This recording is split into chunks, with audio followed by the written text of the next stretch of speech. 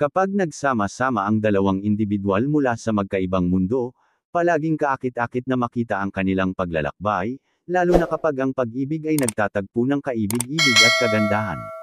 Si Zinab Haraki, isang kilalang social media influencer at vlogger, at si Ray Parks Jr., isang mahuhusay na basketball player, ay naging isa sa mga pinakasikat na celebrity couple sa Pilipinas.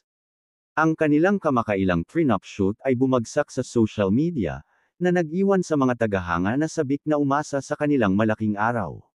Habang naghahanda sila para sa susunod na kabanata ng kanilang relasyon, kasal, nagbigay sa amin ng sneak silip ang mag-asawa sa kanilang paglalakbay sa kanilang nakamamanghang prenup photoshoot. Ang espesyal na photoshoot na ito ay hindi lamang isang selebrasyon ng kanilang pagmamahalan kundi isang visual na representasyon din ng magandang timpla ng kanilang mga personalidad. Habang papalapit sina Zinab at Ray sa araw ng kanilang kasal, ang mga tagahanga ay sabik na naghihintay kung ano ang mangyayari sa susunod na kabanata para sa mag-asawa.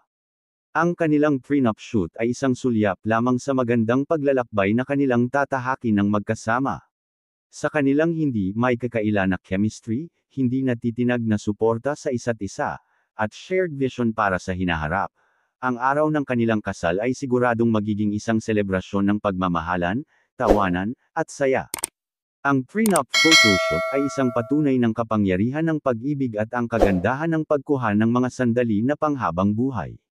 Para kina Zinab Haraki at Ray Parks Jr., simula pa lang ito ng kanilang happily ever after. Ang prenup shoot ni Zinab Haraki at Ray Parks Jr. ay isang tunay na pagdiriwang ng kanilang pagmamahalan at ang kapana-panabik na hinaharap. Sa bawat larawan, ipinakita nila hindi lamang ang kanilang mga kaakit-akit na estilo kundi ang tunay na koneksyon na kanilang ibinabahagi. Sa patuloy na pag-ugat sa kanila ng kanilang mga tagahanga, isang bagay ang sigurado, ang mag-asawang ito ay handang harapin ang mundo, magkahawak kamay, sa pagpasok nila sa bagong kabanata ng kanilang buhay.